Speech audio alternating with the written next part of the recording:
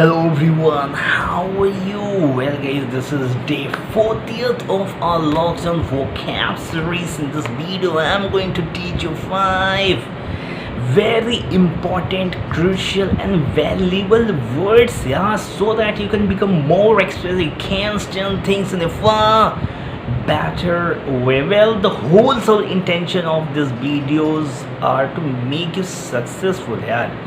How can you become successful? अब यार शांति से बैठे हो, कुछ बोल ही नहीं रहो यार. You are not able to know just jot down or speak about anything. Do you think you can be successful in your life? Not at all, no chance. तो how can you become more successful? जो दिखता है वही बिकता है bro.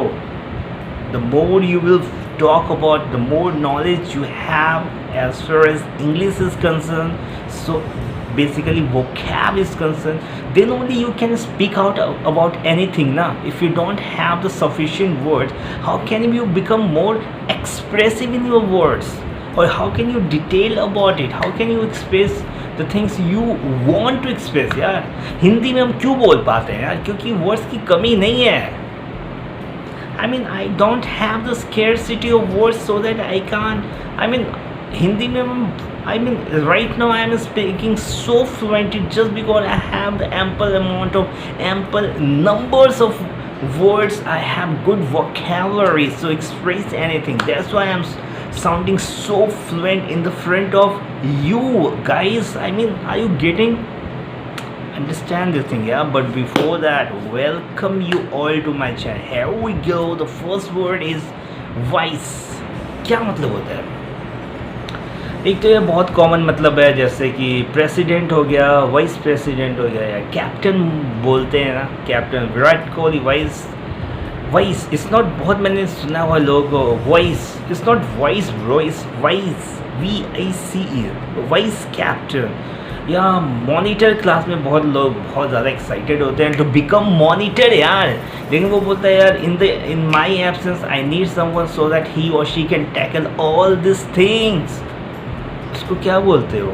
Vice monitor, isn't it? इसका एक और मतलब होता है यार हमारी सोसाइटी में कुछ चीज़ें हैं, उसको हमने अच्छे के टैग दे रखा है और खराब का टैग दे रखा है. और मान लो यार तुम you are a goon, I mean as like किसी को भी मर्डर कर देते हो, या ड्रग्स इलीगल काम करते हो, इलीगल सेक्स रैकेट ये सब चलाते हो, तो what is this? This is something what a wrong thing as far as our society is concerned. Not only as far as society is concerned, this is something what illegal thing. This is something what every person should avoid or refrain him or herself from all this thing.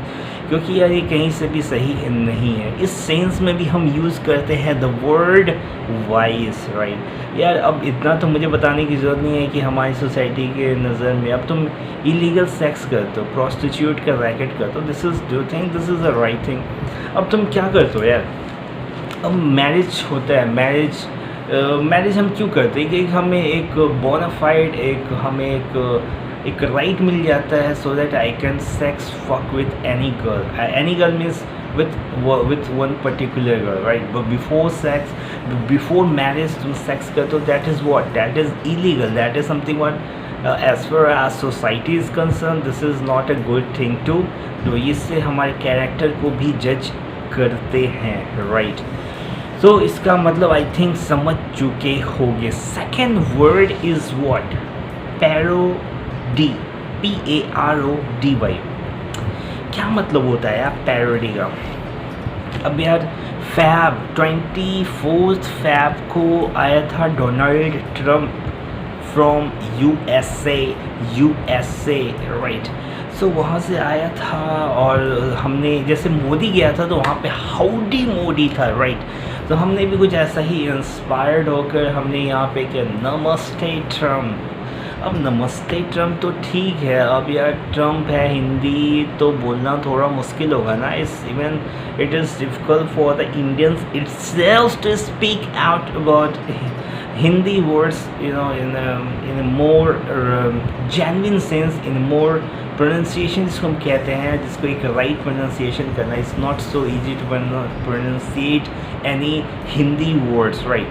And a person who always speaks English, do you think for him or her to speak Hindi is a piece of cake?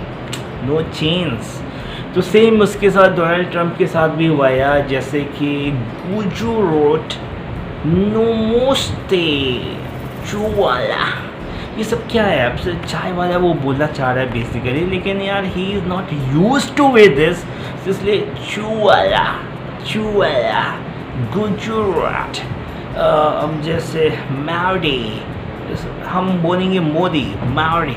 तो basically मैं क्या कर रहा हूँ यार, किसी की style, किसी को मैं इमिटेट कर रहा हूँ, कॉपी कर रहा हूँ in a humorous way. Is what? Parody. Got it. Third word is what? Assimilate.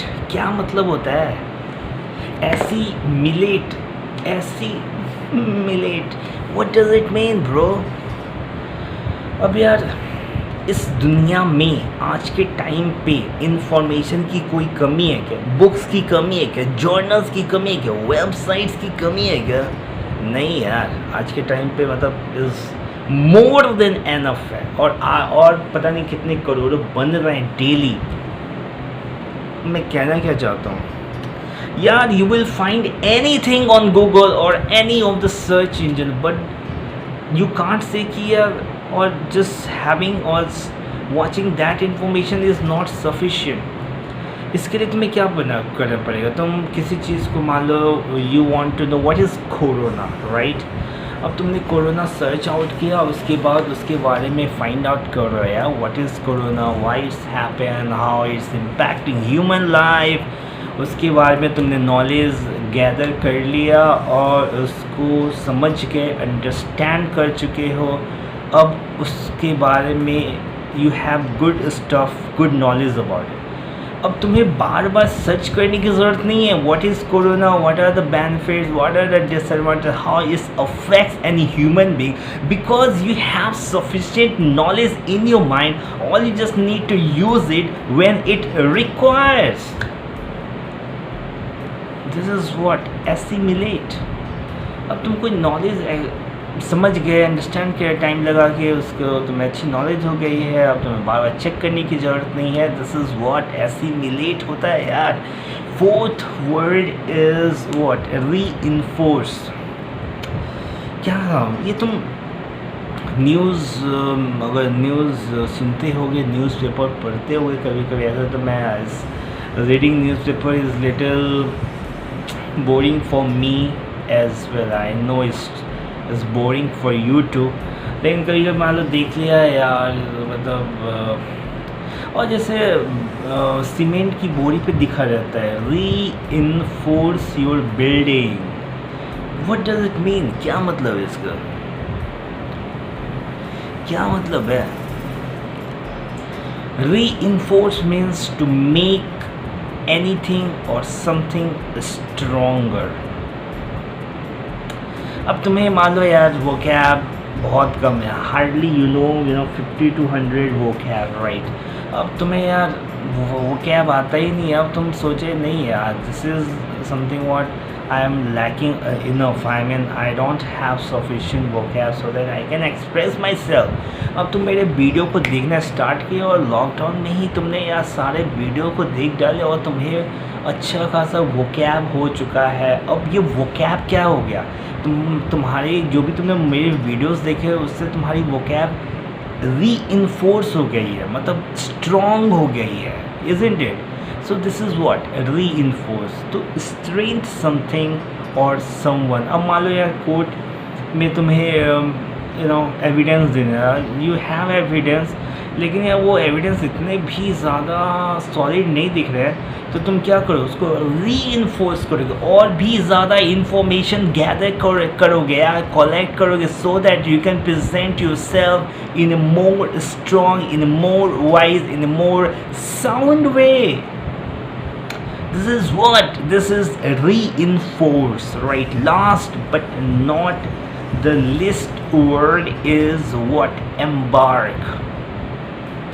क्या मतलब होता है embark? EMBARK.